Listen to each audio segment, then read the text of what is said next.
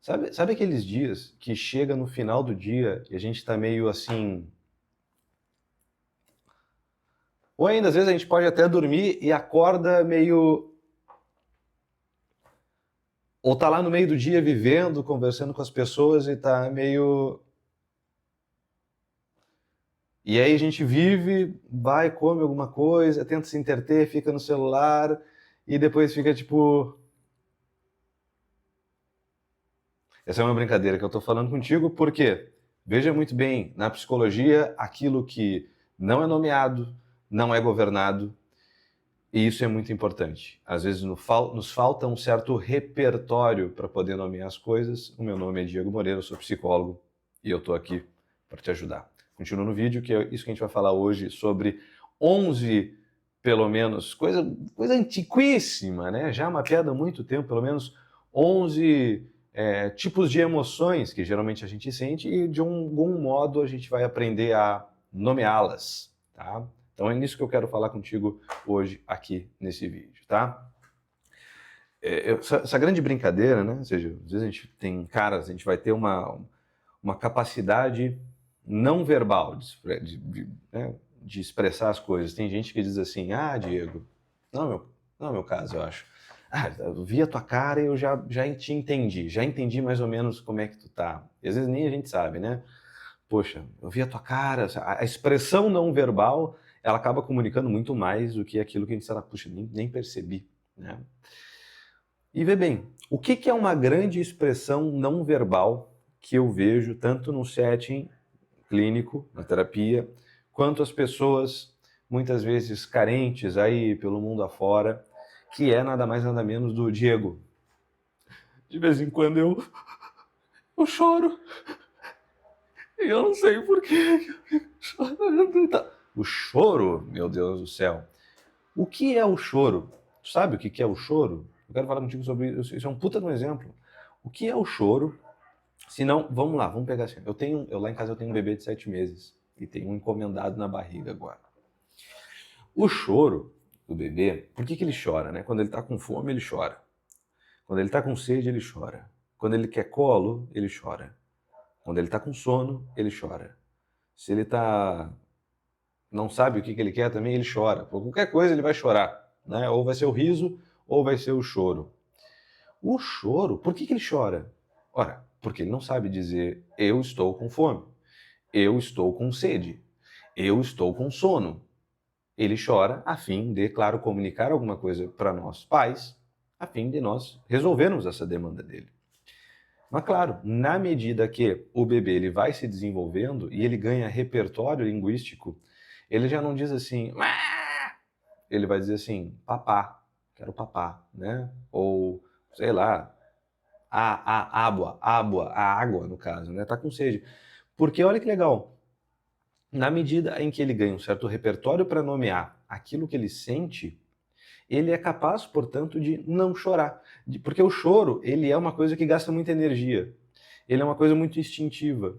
E muitas vezes, né, as pessoas, elas acabam usando como subterfúgio o choro na ausência da capacidade expressiva daquela emoção, daquela situação como um todo. Claro, muitas vezes as primeiras coisas, né, situações traumáticas, eventualmente, elas, claro, exigem aqui. O que é um trauma, se não eu não sei lidar com esse negócio, eu não tenho repertório, eu não tenho capacidade de articular isso. É isso que a gente chama de um trauma. E, de algum modo, todas as nossas primeiras vezes na vida, elas são traumáticas. Por quê? Porque se é a minha primeira vez, eu não tenho repertório para aquilo. Minha primeira transa, meu primeiro beijo, sei lá, aquele beijo, não é o beijo, né? Bota a língua assim, na boca assada e tal, não sei o quê. O primeiro emprego, a primeira demissão, a primeira morte, né, de alguém querido, são todas coisas que, claro, são de algum modo traumáticas, porque nós não temos repertório para lidar com aquilo. E por isso que eu digo, né, às vezes a gente tá... O riso também, eu citei o riso, mas o riso ele é um tipo de choro. Aquela pessoa muito risadinha, é só tipo tudo e tal. O choro ele alivia a tensão, né? Ele limpa o nosso olho, né? A água, o símbolo da água que passa pelo nosso olho, né? Ele limpa a visão, nos ajuda. O choro é bom, não é uma coisa ruim. Ele não é só dos incapazes de expressar, né? O choro é bom. O riso, ele é o choro, muitas vezes, o xiste, né? Xiste, vai se falar, né? É o choro socialmente aceitável, porque ela é aquela pessoa que gostaria de chorar. Mas o choro, ele não é muito socialmente aceitável, ele é meio tabu, então a pessoa ri. É aquela pessoa muito risadinha. A pessoa muito risadinha, que é aquela até que a gente olha assim, tu tá rindo de quê, cara? Ninguém pergunta, né? Mas tu tá rindo de quê? Ah, não, que... sei lá, eu tô rindo, né? E tal. Essa pessoa não tem repertório, ela não tá conseguindo articular a atenção dentro de si e deixar essa energia fugir. Aqui eu estou usando algumas imagens um pouco mais psicanalíticas, né? Deixar essa energia ir para um complexo de palavra, digamos, porra, isso aqui é psicanálise pura, né? Para, de algum modo, conseguir aliviar isso aí e endereçar esse sentimento. Neurocientificamente falando, a gente sabe que um sentimento nomeado, a gente consegue transferir um pouco a atividade da amígdala. A amígdala do nosso cérebro, ela tem muito essa função de instintiva, sobrevivência, luta ou fuga. A gente transfere ela para uma área, podemos dizer assim, mais racional, que é o córtex pré-frontal. Por quê? Porque agora essa coisa já não está me acometendo. Agora está no córtex pré-frontal, eu consigo governá-la. E governar não é suprimi-la. E governá-la não é oprimi-la. E governá-la não é suprimi-la. Mas é endereçá-la. Né? No final dos contos é isso. E aí, pelo menos há muitos séculos atrás, talvez 7 ou 8 séculos, eu não sei te precisar exatamente, 7 ou 8 séculos, a gente teve um autor muitíssimo importante na escolástica, filosofia, né? E isso aqui é uma coisa que eu quero sempre trazer para ti, e se tu já está acostumado a me acompanhar aqui no YouTube, a filosofia muitas vezes ela responde melhor dramas psicológicos do que a própria psicologia. A psicologia às vezes ela é muito menino, né? É muito moleque ainda para responder alguns dramas que a filosofia já nos entrega há muito tempo. Isso aqui eu estou falando de uma coisa que está na escolástica de 7, 8 séculos atrás, que são digamos, as 11 paixões, vai se falar, né, na época, ou seja, paixões vem de patos, patologia, sabedoria da dor, do sofrimento, daquilo que me sofre, ou daquilo que me move, né, paixão a gente pode dizer, aquilo que me move. Paixão, patos, pode ser um outro nome para sentimento ou emoções. Tem uma autora, essa aqui, ó, desse livro aqui atrás, a Magna Arnold, né, ela junta, é bem nesse livro aqui, se eu não me engano, Emoção e Personalidade, que ela traz de volta esses elementos, essas 11 emoções, que na verdade eram 11 paixões, e traz à tona isso aqui. Claro, tem algumas diferenças, mas eu vou tentar trazer essas 11 aqui contigo para que nós possamos ter então esse repertório emocional, para que ao olhar para a vida, ao olhar para a nossa circunstância, ao olhar para aquilo que a gente está vivendo, a gente consegue nomear. E se a gente consegue nomear, a gente consegue endereçar de algum modo. Por exemplo, estou com medo. Caraca, eu entendi, eu estou com medo. Eu já tive uma situação, vou usar uma história para te exemplificar, tem uma araucária aqui, né? Quem é cancheiro aqui, quem é antigo do canal, já ouviu essa história várias vezes, então eu vou repetir porque ela é boa. Tem uma araucária aqui, e teve um dia que eu estava me sentindo meio angustiado. Eu estava sentindo um incômodo no meu peito, assim, né? Caraca, não sei o que eu estou sentindo aqui, cara, que situação é essa? E eu estava lá olhando para a araucária. Estava olhando para ela, araucária aqui e tal, pensando na vida, refletindo. Subitamente, essa angústia me foi iluminado, assim, minha inteligência. Eu falei, cara, eu tô com medo. Claro, eu lembro que era uma coisa muito ridícula. Talvez era uma coisa tão vergonhosa que eu até apaguei da minha memória. Mas era uma coisa que eu olhei para mim mesmo e falei, caramba, eu tô com medo disso. Um cara barbudo, velho, com medo desse tipo. Mas tudo bem. Na hora que eu nomeei aquela coisa, essa angústia cessou. Porque, claro, a angústia deu lugar ao medo. Eu falei, bom, beleza, se eu estou com medo, eu tenho duas opções. Ou eu vou fugir desse objeto, desse mal que está perante mim, ou eu vou usar da coragem e vou enfrentar isso aqui. Não é que eu extingo o medo, né? Mas eu luto contra o medo, ou fugindo, ou enfrentando. Ficou muito claro para mim. Não, eu tenho duas opções. Não adianta. A angústia é uma coisa difusa, né? Que fica no nosso peito. Eu não sei o que eu faço com angústia. Eu só fico aqui com essa anxiety, essa ansiedade, esse sufocamento. A angústia, se não me engano, ela tem uma raiz etimológica num sufocamento mesmo, né? Num estrangulamento. Então, me estrangula isso aqui. Então, eu nomeei a coisa e consegui dar lugar. Então, por exemplo, medo. Ó, convém muito eu ir atrás da virtude da coragem. Ou ainda, se eu estou com, sei lá, preciso... Tinha até tomado nota aqui, deixa eu ver, ó, por exemplo, eu estou irado, tô puto com uma situação. Caraca, eu vou ir atrás da justiça. Porque, caramba, ó, eu estou irado com essa coisa. Porque uma harmonia daquele ambiente ela foi rompida, eu estou irado porque eu acho que eu tenho que restabelecer, né? Cabe aqui a virtude da justiça. É devido isso aqui? A forma como eu acho que deveria ser é justa? Então, eu posso endereçar. É uma ira boa? Não, não é justo. Eu só estou irado, mas é por um egoísmo meu, porque eu acho que deveria ser assim e na verdade não é o certo. Beleza? Então deixa essa ira de lado. Ou então, um certo desejo esquisito, né? Um desejo muito forte. Olha, é um desejo que convém que eu delibere a favor dele? Aí vem a virtude da temperança. Olha, é o bom uso. A temperança é nada mais do que isso, né? É o saber dosar os bens materiais, né? Puta, esse bolo de chocolate, eu não vou comer ele inteiro, eu vou comer um pedacinho. Não, eu sou diabético, não convém eu deliberar a favor desse desejo. Ou ainda a tristeza. Você, caraca, como é que eu combato a tristeza? Sendo forte? Não, vou aguentar. Vou permanecer de pé. Ou com a esperança, né? Puta, vai passar, vai dar tudo certo. E é assim que eu faço. Mas vamos lá. A primeira paixão é o amor. O amor é uma paixão que nos acomete. Às vezes a gente sabe, puta, eu estou amando o Diego, né? E tal. Vamos lá, talvez não seja. Às vezes tu não está amando. O amor, ele é nada mais, nada menos do que eu percebo algo como um bem para mim. Esse é o sentimento. Ó, estou sentindo amor. Ah, isso aqui é um bem para mim. A gente consegue trazer ainda dentro da filosofia que vai dizer que a origem de todo movimento é o amor, que é o desejo de união. O amor é esse desejo de me unir àquela coisa. Eu percebo isso algo como um bem para mim. Eu quero me unir a esse bem. É um desejo de comunhão.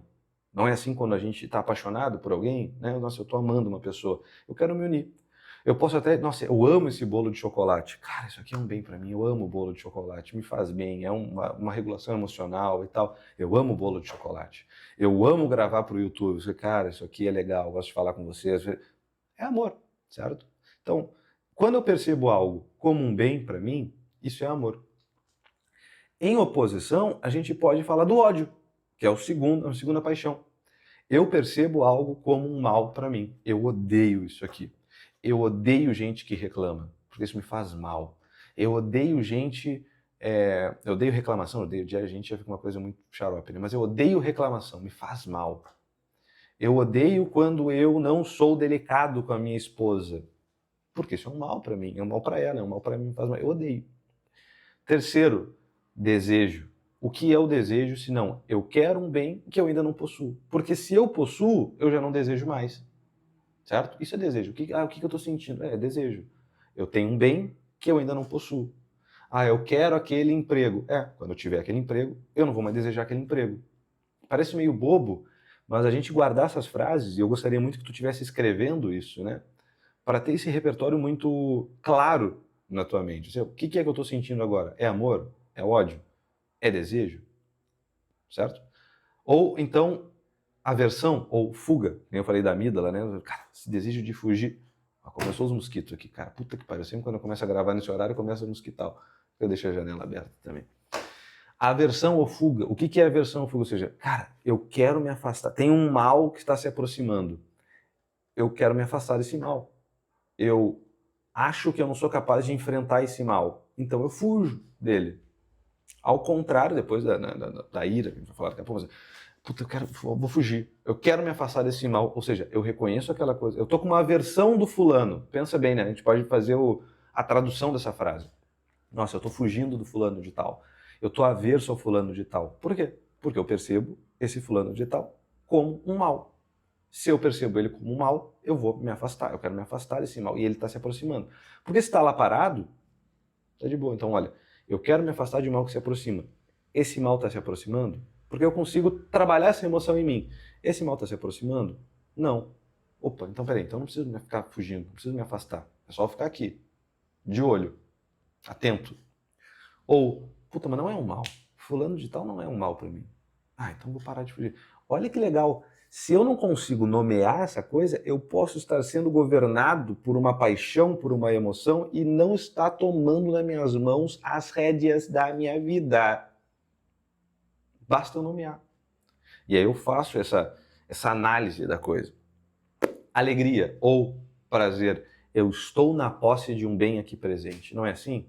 Caraca, eu percebo alguma coisa como bem para mim, é o amor. Mas perceber e estar na posse daquilo são coisas diferentes, né? Eu posso estar amando uma coisa que não está aqui presente. Por exemplo, eu amo a minha esposa, mas eu não posso dizer que eu estou alegre, porque eu não estou com ela aqui.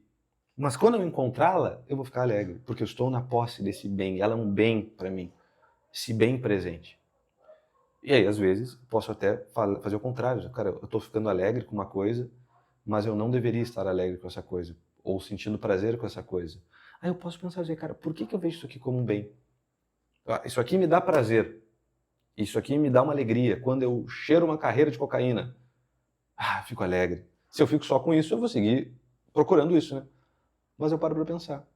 Tô raciocinando por absurdo aqui, tá? Bastante simplista, mas cara, isso não é um bem para mim. Isso não é um bem presente. Opa, então, parou. Não tem porque então, tá, realmente, isso não é um bem. Bom, a minha inteligência percebeu então que aquilo não é um bem, pronto, beleza. O prazer ele já reduz, a alegria já. O que é o estraga prazeres, se não o sujeito que às vezes joga luzes num aspecto muito ruim de uma situação, eu não fico mais alegre, obrigado. Agora eu já vi que essa coisa não é tão um bem assim, diminuiu minha alegria. 1, 2, 3, 4, 5, 6, tristeza ou dor. Eu perdi ou eu estou privado de um bem que deveria estar aqui? A morte de um ente querido. Puxa, esse ente querido, caraca, ele deveria estar aqui. Caramba, perdi. Estava aqui e não está mais. É isso é a tristeza. Que bem que foi embora. Puta, eu tô triste, não sei porquê, né? Nossa, tô sentindo tristeza. Mas o que será, Diego? Pensa, qual é o bem que não está mais aqui? Qual é o bem que eu estou privado? Sei lá, eu fui preso, estou na cadeia, estou triste, porque eu fui privado da minha liberdade. Esse é um exemplo, né? Depois, beleza, esses aqui todos, né, esses 6 primeiros aqui, a gente está falando de atração e aversão simples, né? São muito mais simples. Depois, vão ter alguns mais irascíveis, que a gente vai estar falando de quando tem dificuldade, quando tem luta, quando tem obstáculo. Por exemplo, a esperança.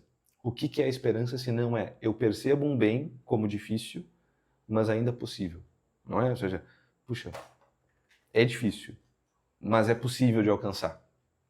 Ou seja, vou falar o seguinte para a gente fazer um jogo aqui, né? O desespero o bem é difícil demais e eu já não acredito que eu possa alcançá-lo. O jogo, às vezes, para eu ter esperança eu consigo chegar na ideia de que, eu acho que dá para alcançar sim. Eu achei um mapa para chegar. Eu não tenho mais esperanças de chegar num lugar tal porque eu não sei, eu perdi o mapa que eu tinha. Não é assim? Eu tinha esperança de chegar em um determinado lugar porque eu tinha o mapa. Perdi o mapa, não tenho mais, estou desesperado. O que é a pessoa perdida no meio do nada? Sei lá, estava com o celular, com o GPS lá, nossa, eu tenho esperança de sair daqui, acabou a bateria. Puta merda, estou desesperado. Acabou. O desespero é isso. Eu já não acho que é possível, eu não acredito que eu sou capaz de alcançá-lo. E aqui tudo entra também uma questão de, às vezes, na própria terapia, de autoeficácia. Não, eu acredito que eu sou capaz de conseguir. Quanto mais tu trabalha a tua autoeficácia e tu acha que tu é capaz, mais esperançoso tu fica. Às vezes tem um esperançoso iludido, dizer, cara, tá tendo esperança num negócio aí que é perdido, né? Porque às vezes tu pode estar tendo esperança, por exemplo, um relacionamento. Eu tenho esperança da gente retomar aquele relacionamento. Assim, cara, não. Ou seja, vamos analisar, isso realmente é possível? Porra, a mina lá já tá até com outro cara, casada, com filho. Não, mas eu tenho esperança de que ela vai largar dele para ficar comigo. Cabe. Às vezes, claro. Olha qual é o jogo aqui. O jogo é a adequação, portanto, das emoções à realidade. Aí as nossas emoções, elas são felizes, quando elas estão adequadas à realidade. Eu tenho esperança numa coisa que realmente é impossível, mas eu acho que é possível, eu estou inadequado na realidade e eu vou me frustrar. O nosso poder de sanidade, digamos assim, ele está conforme a nossa adequação à realidade, à circunstância. Esperança, desespero e a audácia, né? Depois, ou ousadia, né? Alegria, ousadia, ou a coragem ofensiva, né? Ou seja, o mal é grande. esse mal é grande, mas eu vou enfrentá-lo. É isso, né? Ou seja, audacioso. Que mal audacioso. Não é assim, pô, esse cara é audacioso, tem uma coisa grande e ele vai enfrentá-lo. Essa coragem que vai para cima. Bacana, né? Eu vou enfrentá-lo, eu acho que eu sou capaz de enfrentá-lo. Eu tenho esperança de enfrentá-lo. A esperança e a audácia, elas são muito parecidas, né? Porque também eu posso ser audacioso sem esperança. Eu vou enfrentar porque sim. Eu não acho que eu vou ganhar, mas vamos embora, né? Vamos lá. Certo? Meio temeroso, começa até já a escapar a coisa por um vício. O medo. O que é o medo se não um mal futuro que parece mais forte do que eu? A percepção é essa, né? Puxa, eu acho que esse mal... Olha o jogo, né? Eu acho que esse mal é muito pequeno, a gente fica indiferente, né? Se um mal é muito pequeno, sei lá, nem vejo como um mal, é indiferente, é um anão, é uma formiga tentando me atacar. Não tô nem aí. Não, mas aí vem um cara do meio tamanho, mesmo tamanho que eu e tal, que aí a gente, a ira, né? É o seguinte, meio tamanho que eu acho que eu consigo enfrentar e tal, fico irado e vou pro pau.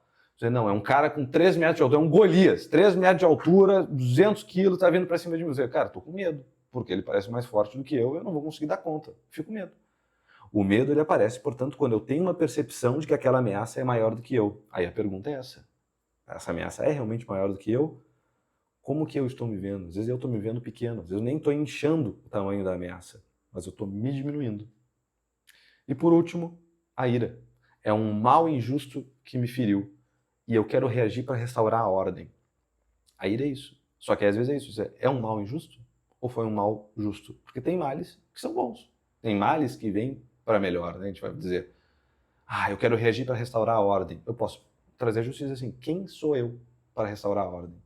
Quem eu acho que sou eu? Porque às vezes, né, é aquele tipo de briga que não diz nada a respeito, tu tá te metendo nela, né? A briga entre os dois caras lá e tu tá te metendo nela. Mas quem tu acha que tu é para restaurar a ordem naquilo ali?